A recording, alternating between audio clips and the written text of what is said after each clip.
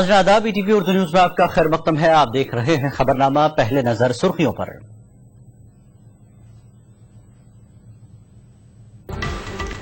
गया में मोदी की रैली से पहले माओ नवाजों ने 2 मोबाइल टावरों को उड़ाया। सासाराम और गया रैलियों के खिलाफ नक्सलियों ने बंद की दी कॉल।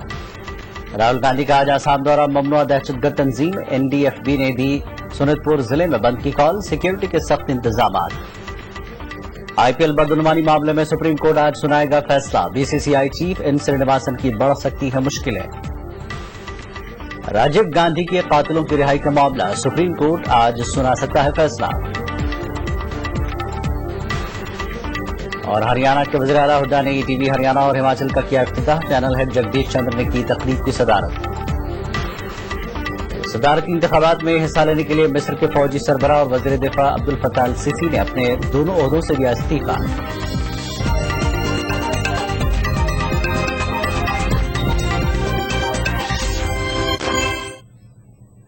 और खबरें तफसील से।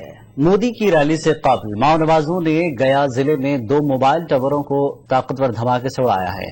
पुलिस के मुताबिक 100 से ज्यादा माओ नवाजों ने गुज़श्ता शब मंझावली और दोमारिया बाजार में प्राइवेट कंपनी के 2 मोबाइल टावरों को उड़ा दिया। हालिया दिनों में छतरा में अपने 10 कैडर्स की हलाकत से माओ नवाज बरहम बताए जा रहे हैं। अपने कैडर्स की हलाकत के खिलाफ माओ नवाजों ने बिहार के जुनूब वस्ती अजला में बंद का ऐलान किया है। नरेंद्र मोदी आज गया और सासाराम में रैलियां करने वाले हैं। बिहार के डीजीपी अभय आनंद के मुताबिक माओ नवाजों के हर तरह के खतरात से निपटने के लिए मतलूबा तमाम इकदाम किए गए हैं। बीजेपी के वज़ारत उज़्मा के उम्मीदवार नरेंद्र मोदी आज बिहार के सासाराम और गया में इंतखाबी रैलियों से खिताब करेंगे। नक्सलियों ने नरेंद्र मोदी के दौरे के पेश नजर बंद की कॉल दी है।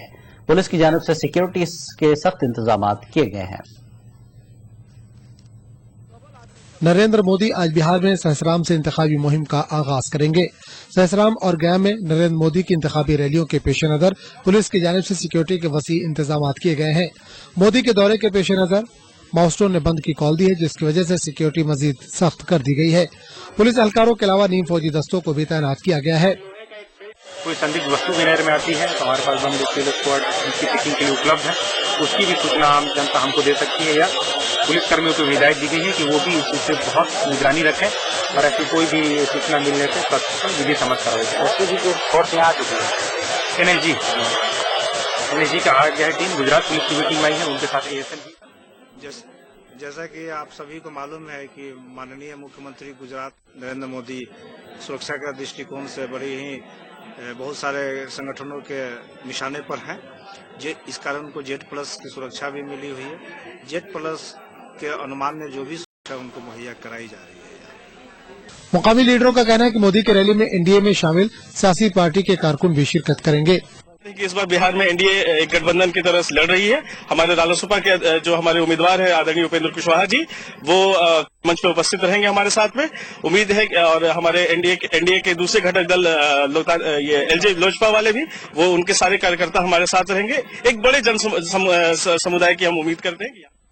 याद रहे कि गुज़िश्ता साल 27 अक्टूबर को पटना में मोदी की रैली के दौरान हल्की शिद्दत के सिलसिलेवार बम धमाके किए गए थे।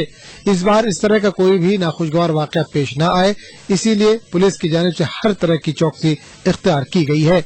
भाजपा के प्रधानमंत्री के उम्मीदवार नरेंद्र मोदी सासाराम में अपने चुनावी सभा को संबोधित करने आ रहे हैं। उसके लिए व्यापक तैयारियां की जा रही है।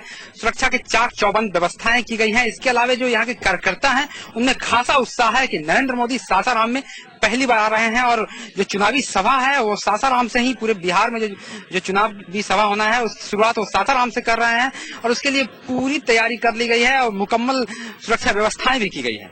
Ajit Kumar, ETV news, Sasaram.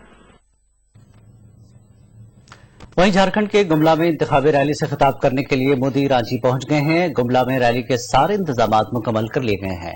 Security का सख्त बंदोबस्त किया गया है। कांग्रेस के नायब सदर राहुल गांधी आज असम के सोनितपुर जिले का दौरा करेंगे। राहुल गांधी के दौरे के पेश नजर ममनुआ दहशतगर्द तंजीम एनडीएफबी यानी national democratic front of Bodoland ने सोनितपुर जिले में 12 घंटों के बंद की कॉल दी है। राहुल गांधी विश्वनाथ शरियाली में इंतखाबी रैली से खिताब करेंगे। राहुल गांधी के दौरे और ममनुआ दहशतगर्द तंजीम की जानिब से बंद की कॉल की वजह से सिक्योरिटी के सख्त इंतजाम किए गए हैं। सोनितपुर जिले की एसपी संयुक्त प्रसार ने कहा कि फौजी और नीम फौजी दस्तों को भी तैनात किया गया है। जिला कांग्रेस के सदर नूर जमाल सरकार का कहना है कि बंद का कोई असर नहीं रहेगा, राहुल की इंतखाबी रैली कामयाब होगी।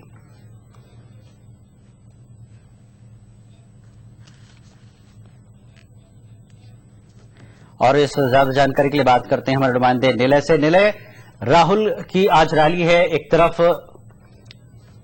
ममनुआ दहशतगर्द तंजीम ने भी माहौल वहां पर बना रखा है अपना, क्या जानकारी है आपके पास, क्या सूरत हाल है? जी जिलानी राहुल गांधी आज नरेंद्र मोदी को जा रहे हैं, चौपर से वो आ रहे हैं उनके विश्वनाथ कार्यालय में वहाँ पे रैली, तो वहाँ पे वो शिरकत कर रैली में। लेकिन एक चीज है कि पुलिस की अगर बात बता दूं तो वहाँ अब दो सूरत हाल है कि एक तरफ वहाँ पे बिल्कुल सुनसान पड़ा हुआ है वो पूरा सोनितपुर जिला, और वहाँ करके बिल्कुल सुनसान है, दुकान ऑफिस स्कूल सारे बंद पड़ा हुआ है। बंद के मद्देनजर क्योंकि वहाँ पे एनडीएफसी सामुदायिक गुट ने वहाँ पे आज 12 बजे की बंद बुलाई है, और बंद के नजर से अगर देखें तो लोग अब तक घर से बाहर नहीं निकल के आ रहे, सड़कों में गाड़ी। दूसरी ओर कांग्रेस की बात करें तो कांग्रेस वहाँ पे अपनी पूरी शक्ति और पूरे पुरजोर वहाँ वो लगा रही है कि लोगों को वहाँ स्थान पर लाए, क्योंकि कांग्रेस के हिसाब से करीबन 20 से 50,000 के लोग वहाँ होंगे। तो सारे जितने भी कांग्रेस के मिनिस्टर्स है, कांग्रेस के जितने भी टॉप लीडर्स है, वो अब विश्वनाथ कार्यालय में है, और वो बिल्कुल ये कोशिश कर रहे हैं कि लोगों को अपने वाहनों के जरिए जो रैली स्थान है वहाँ लाया जाए, और राहुल गांधी की जो रैली है वो बिल्कुल एक जवाब दिया जाए। और जहाँ पे संगठन है जिनका ये कहना है कि वो अपने जो ऑपरेशन पूरा ऐलान है, एक विशेष ऑपरेशन वहाँ पे उन्होंने चलाया है, और इसके जरिए उन्होंने ये कहा है कि 7 अप्रैल तक यहाँ की जो पॉलिटिशियंस है और सुरक्षा बल है उनको टारगेट बनाया जाएगा, निशाने पे उनको रखा जाएगा, और ये इलेक्शन प्रोसेस को डिलेन करने की एक इनका कोशिश है। तो जो आप सुरक्षा की बात करें तो वहाँ पे पूरे सोनितपुर और विश्वनाथ कार्यालय में पुख्ता सुरक्षा के इंतजाम किया गया है। और यहाँ की एडीजीपी है, वो एडीजीपी दावत से भी बात हुआ था, तो एडीजीपी ने कहा है कि हमारे सामने की वहाँ पे सुरक्षा मुहैया किया जाए, लोगों को सुरक्षा रखना, सुरक्षित रखना चाहिए, तो वो हम बिल्कुल करेंगे। रैली की बात अलग है, लोग आए ना आए वो कांग्रेस जाने, लेकिन हम जो वहाँ की जो मूवमेंट है, ट्रैफिक मूवमेंट है, उसको चारों लोगों को हम पूरा व्यवस्था करेंगे। जी शुक्रिया निलय इस जानकारी के लिए। ये थे गुवाहाटी से हमारे नुमाइंदे निलय तफसीलात दे रहे थे कि आज असम में जिस तरह से एनडीएफबी ने वहां पर पाबंदी लगा रखी है, बंद की कॉल दे रखी है 12 घंटे की, कांग्रेस के लिए बड़ा मुश्किल मामला जैसा कि बनाया, लेकिन सिक्योरिटी के भी सख्त इंतजाम साथ ही किए गए हैं। और आगे बढ़ते हैं। यूपी एटीएस ने गोरखपुर से 2 पाकिस्तानी फिदायीन की गिरफ्तारी का दावा किया है। यूपी एटीएस ने दावा किया है कि गिरफ्तार किए गए 2 मुश्तबा अफराद पाकिस्तानी शहरी हैं और दोनों गोरखपुर से अयोध्या रवाना होने वाले थे। यूपी एटीएस के मुताबिक दोनों मुश्तबा अफराद ने एतराफ किया कि वो इलेक्शन के दौरान बनारस में धमाके करने का मंसूबा बना रहे थे। एटीएस दोनों मुश्तबा अफराद को आज अदालत में पेश कर सकती है। कल गोरखपुर में 2 आतंकी पकड़े गए जिनका हिजबुल मुजाहिदीन से संबंध, इंडियन मुजाहिदीन से जुड़े हुए जो दोनों हैं, और दोनों फियादीन दस्ते के लोग हैं जो मोदी जी की वाराणसी की सभा, वाराणसी में आयोजित कार्यक्रम में वहां पे कोई बड़ी दुर्घटना को अंजाम देने वाले थे। ये सुरक्षा के साथ खिलवाड़ है, आतंकवाद को राजनीति के साथ जोड़ने का एक पाप है। राजनीति अपने वोट बैंक के साथ आतंकवाद और वोट बैंक को जोड़ने का जो पाप कांग्रेस, सपा, बसपा इन सभी राजनीतिक दलों ने किया है, आज वह आतंकी घटनाओं के रूप में आया है।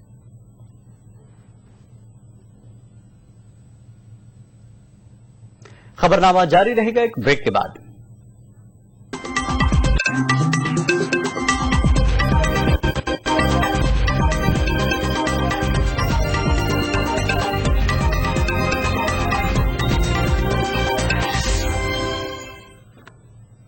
खबरनामे में एक बार फिर आपका खैर मकदम है। आज supreme court IPL spot fixing में फैसला सुना सकती है। बीसीसीआई सदर एन श्रीनिवासन के लिए भी आज का दिन काफी अहम माना जा रहा है, क्योंकि सुप्रीम कोर्ट की हिदायत के बावजूद श्रीनिवासन बोर्ड की सदारत से मुस्ताफी नहीं हुए हैं। श्रीनिवासन ने इस्तीफे से मुताल्लिक खामोशी इख्तियार कर रखी है वाज़ेह मंगल के रोज सुप्रीम कोर्ट ने कहा था आईपीएल स्पॉट फिक्सिंग की गैर जानिबदाराना और शफाफ जांच के लिए बीसीसीआई सदर श्रीनिवासन को इस्तीफा दे देना चाहिए। अब जबकि श्रीनिवासन ने इस्तीफा नहीं दिया है, ऐसे में सबकी नजर सुप्रीम कोर्ट के आज आने वाले फैसले पर होगी। श्रीनिवासन के खिलाफ बोर्ड के साबिक सदर शशांक मनोहर ने आवाज बुलंद करते हुए श्रीनिवासन के इस्तीफे को क्रिकेट की बेहतरी के लिए जरूरी करार दिया है। शशांक मनोहर ने क्रिकेट को शफाफ बनाने के लिए आईपीएल 7 को बर्खास्त करने की भी तजवीज पेश की है। वहीं ताहयात पाबंदी का सामना कर रहे आईपीएल के साबिक कमिश्नर ललित मोदी शशांक मनोहर की हिमायत में आगे आए हैं। ललित मोदी ने भी क्रिकेट से फिक्सिंग जैसी गंदगी को साफ करने के लिए आईपीएल 7 को मनसूख करने का मुतालबा किया है।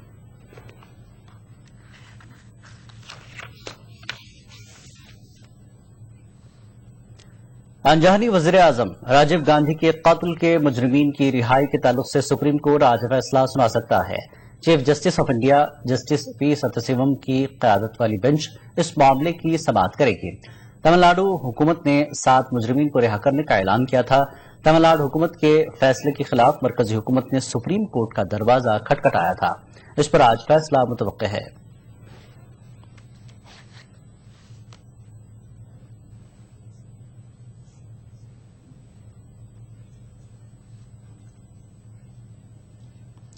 कांग्रेस ने अपना इंतखाबी मंशूर जारी कर दिया है। राहुल गांधी की समाज के मुख्तलिफ तबकों से हुई बातचीत से मसाइल अख्ज़ करके कांग्रेस ने अपना मंशूर मुरतब किया है। मंशूर का उन्वान आपकी आवाज हमारा वादा है। मुल्क में सियासी, समाजी व इक़्तिसादी तब्दीली के लिए कांग्रेस 15 नुकाती एजेंडे के साथ सामने आई है। कांग्रेस ने अपने मंशूर में सच्चर कमेटी की सिफारिशात पर अमलावरी का भी वादा किया। मुसलसल तीसरी बार इक़्तिदार में आने के लिए कोशां कांग्रेस ने अपना इंतखाबी मंशूर जारी किया। कांग्रेस का दावा है कि उसने गरीबों और कमजोर तबकात के मफादात को पेश नजर रखकर ये मंशूर मुरतब किया है। मंशूर की इजराई तकरीब में मनमोहन सिंह, सोनिया गांधी और राहुल गांधी एक साथ नजर आए। इस मौके पर कांग्रेस सदर सोनिया गांधी ने कांग्रेस की क़यादत में यूपीए 1 और यूपीए 2 की हुसूलियाबियों का गुणगान किया और उम्मीद जताई कि आम इंतखाबात में जीत कांग्रेस की ही होगी। सोनिया ने मजीद कहा कि नई तरीके से मुरतब किए गए इस मंशूर में सभी तबकात की जरूरतों को मलहूज रखा गया है। उन्होंने मंशूर के अहम पहलुओं को पेश किया। इसमें हमने सभी देशवासियों के लिए स्वास्थ्य के अधिकार का वादा किया है, जिससे सबकी सेहत की देखभाल एक सच्चाई बनकर सामने आए। कांग्रेस पार्टी सभी भूमिहीन और गरीब परिवारों को आवास के अधिकार का भी दावा कर रहे हैं। हम सामाजिक सुरक्षा और कल्याण कार्यक्रमों को एक बड़े पैमाने पर विस्तार देना चाहते हैं। बुजुर्गों, विधवाओं और विकलांग भाई बहनों को एक विस्तृत पेंशन सुरक्षा का वादा भी कर रहे हैं। कांग्रेस पार्टी किसान भाइयों की भलाई और समाज के कमजोर वर्गों के सशक्तिकरण के लिए कई नए कार्यक्रम का संकल्प ले रहे हैं। ये तो सिर्फ कुछ वादों का ही जिक्र है। इस मौके पर कांग्रेस के नायब सदर राहुल गांधी ने कहा कि 2004 और 2009 के आम इंतखाबात की तरह ही कांग्रेस 2014 के आम इंतखाबात में अच्छा मुजाहरा करेगी। राहुल ने मजीद कहा कि बीजेपी की मुहिम का गुब्बारा 2004 के शाइनिंग इंडिया के नारे की तरह ही फट जाएगा और नताइज चौंकाने वाले होंगे। उन्होंने मोदी पर वार करते हुए कहा कि मोदी के नजरियात हिंदुस्तान के नजरिए से मेल नहीं खाते। मोदी जी जरूर एक इंडिविजुअल है, मगर मोदी जी एक विचारधारा को रिप्रेजेंट करते हैं और वो विचारधारा एक्सक्लूजनरी विचारधारा है, चुने हुए लोगों की राजनीति की विचारधारा है, लोगों को एक से दूसरे की लड़ाने की विचारधारा। जबकि वजीर आजम मनमोहन सिंह ने अपनी पॉलिसियों का दिफा करते हुए कहा कि मुल्क की तरक्की का कांग्रेस का मॉडल ही हकीकी मॉडल है। Model which recognizes that there is a need for an expanding economy to provide lasting solutions to the problems of poverty. I say the Congress record is visible to everyone who cares to look at it. Congress के सियासी वादे पर अवाम को कितना एतबार आता है, ये नताइज तय करेंगे। Bureau report, ETV news. BCCI ने सुप्रीम कोर्ट के रूबरू कमेटी की सिफारिशात पर तादीबी कार्रवाई करने पर रजामंद है और आईपीएल स्पॉट फिक्सिंग की जांच के लिए सुप्रीम कोर्ट ने मुद्दगिल कमेटी तश्कील दी थी। और आगे बढ़ते बीजेपी की वज़ारत उज़्मा के उम्मीदवार नरेंद्र मोदी ने कांग्रेस के इंतखाबी मंशूर पर रद्दमल जाहिर करते हुए इसे अवाम के साथ मजाक से ताबीर किया है। नरेंद्र मोदी ने कहा कि मंशूर में किए तमाम वादे कांग्रेस पार्टी ने 2004 में इख्तिदार में आने से लेकर अब तक पूरा नहीं किया है।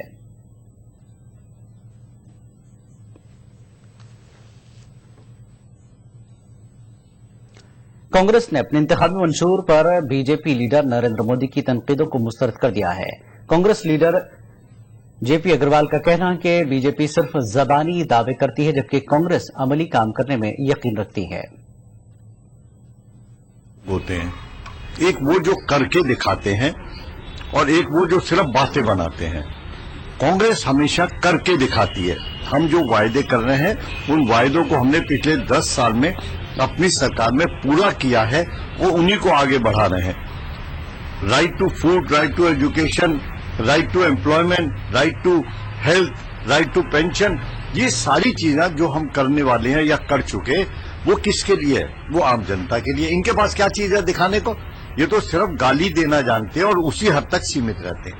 लेकिन सर इन्होंने ये भी कहा कि अब जब तक ये सत्ता में थे तब तक इन्हें पब्लिक का ध्यान नहीं आया। जेडीयू के बरतरफ लीडर शिवानंद तिवारी ने वजीर आजम बनने के नरेंद्र मोदी के ख्वाब पर नुक्ताचीनी करते हुए राहुल गांधी की तारीफ की है। क्या हो गया है? मैंने एकदम बिल्कुल मुंगेरी लाल का हसीन सपना, ये सब कुछ लोग देख रहे हैं। ये भी धीरज नहीं है कि चुनाव का नतीजा निकल जाए। ये जो सत्ता में जाने की जो बेचैनी है, ये बेचैनी का ही इजहार है। खुद नरेंद्र मोदी जिस ढंग से बेचैन है कि राहुल गांधी के लिए प्रधानमंत्री की कुर्सी पिछले 2 वर्षों से इंतजार कर रही है, लेकिन अभी तक उस कुर्सी पर वो बैठने के लिए तैयार नहीं। और दूसरी तरफ नरेंद्र मोदी कुछ भी करने के लिए तैयार है। मैंने बूढ़े बुजुर्गों का भी कोई ख्याल नहीं है। जिन लोगों ने पार्टी को बनाया, पार्टी को खड़ा किया और पार्टी को इस स्तर तक पहुंचाया कि आज जो है नरेंद्र मोदी प्रधानमंत्री बनने का सपना कर रहे हैं, देख रहे हैं, वो लोग कहाँ धकेल दिए गए, कहाँ किनारे फेंक दिए गए। हर राज्य में लोग रोना रो रहे हैं। मध्य प्रदेश के एक वजीर की जानिब से सुषमा स्वराज को मुस्तकबिल की नायब वजीर आजम करार दिए जाने को बीजेपी ने अहमियत देने से इनकार किया है। बीजेपी का कहना है कि मध्य प्रदेश के वजीर के बयान को सियासी तनाजुर में नहीं देखा जाना चाहिए। चाहता है कि उसके राज्य से चुना हुआ प्रतिनिधि, उसके राज्य से चुना हुआ एमपी केंद्र की सरकार में ताकतवर बने, क्योंकि कांग्रेस पार्टी तो ये बात कह नहीं सकती, क्योंकि कांग्रेस पार्टी को ये मालूम है कि उसको जो है वो 100 का आंकड़ा भी क्रॉस करना बहुत मुश्किल काम है। तो इसलिए जो है वो अभी बादल साहब ने भी जो कहा, जो मध्य प्रदेश में कहा गया, वो अपने राज्य के विकास को ध्यान में रख करके अपने राज्य के तमन्ना को, अपने राज्य के विकास की तमन्ना को दिखाता है। सर एक सवाल और है कि चूंकि बाबा रामदेव जो है खबरों का सिलसिला जारी रहेगा एक ब्रेक के बाद।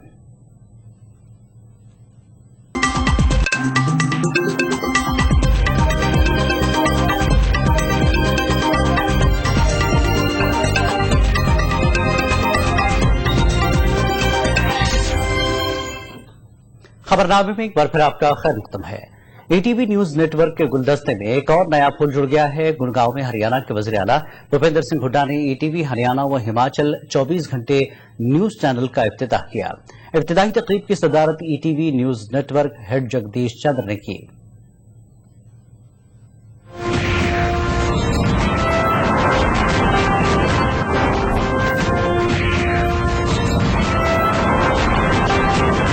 इलेक्ट्रॉनिक मीडिया के मैदान में ईटीवी ने एक और छलांग लगाई है। हिंदी पट्टी की 7 रियासतों बिहार, झारखंड, उत्तर प्रदेश, उत्तराखंड, मध्य प्रदेश, छत्तीसगढ़ और राजस्थान के अलावा ईटीवी ने हरियाणा, हिमाचल प्रदेश में भी कदम रखा है। ईटीवी हरियाणा हिमाचल के नाम से इस चैनल का इफ्तिताह गुड़गांव की 5 सितारा होटल लीला में हुआ। इस मौके पर वजीर आला भूपेंद्र सिंह हुड्डा ने कहा कि इंफॉर्मेशन के मैदान में आए इनकलाब से पूरी दुनिया एक गांव की मानी हो गई है। उन्होंने इस बात पर तशवीश जताई कि कई बार सबसे पहले खबर ब्रेक करने के चक्कर में गलत और गैर मुसद्दिका इत्तलात नशर हो जाती हैं। वजीर आला ने उम्मीद जताई कि ईटीवी हरियाणा हिमाचल अवाम के मफाद में काम करेगा। सूचना जो है क्रांति आई, पिछले कुछ वर्षों में सूचना में क्रांति आई और इलेक्ट्रॉनिक मीडिया हर किस्म की सूचना में जो क्रांति आई तो उससे ये पूरी दुनिया जो है वो एक गांव की तरह हो गई। जैसे एक गांव में रहते हैं, एक गांव की गली में कुछ होता है तो गांव वाले को फौरन पता लग जाता है, शहर में नहीं पता लगता था। वो एक गांव की तरह बन गई और उसका बहुत लाभ भी होता है। कोई भी खबर हो वो सही खबर आए ताकि सरकार, खाली सरकार से नहीं, आम आदमी को भी उसका लाभ हो और एक चेतना हो, उनके अधिकारों का उसको पता लगे और बहुत लाभ भी कई दफा होता है। ठीक बात है आपकी, कई दफा हमारे कोई भी सरकार किसी की भी हो, मेरी है या किसी की भी हो, कहीं भी किसी भी उसकी सरकार हो और खाली पॉलिटिकल पार्टी से नहीं, कोई अधिकारी भी हो, कहीं लापरवाही करते हैं, वो उजागर होती है तो बहुत लोगों को लाभ भी होता है।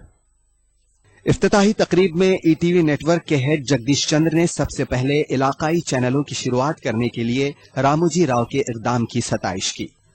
जगदीश चंद्र ने भरोसा दिलाया कि ईटीवी नेटवर्क अपने चैनल हरियाणा और हिमाचल के साथ हमेशा अवाम के मसाइल उजागर करता रहेगा। दर्शकों जो बेस्ट कंटेंट है वो लोग यहाँ हम देने वाले हैं। जहां तक हमारी एडिटोरियल पॉलिसी का सवाल है, मैं आपको विश्वास दिलाता हूं कि चुनाव चल रहा है, आप फिर चुनाव में जाएंगे थोड़े दिनों बाद विधानसभा के, लेकिन चैनल की इंडिपेंडेंट पॉलिसी हमेशा रहेगी। It will be A free fair and independent editorial channel जो किसी के दबाव में काम नहीं करेगा, जनता की आवाज के रूप में काम करेगा।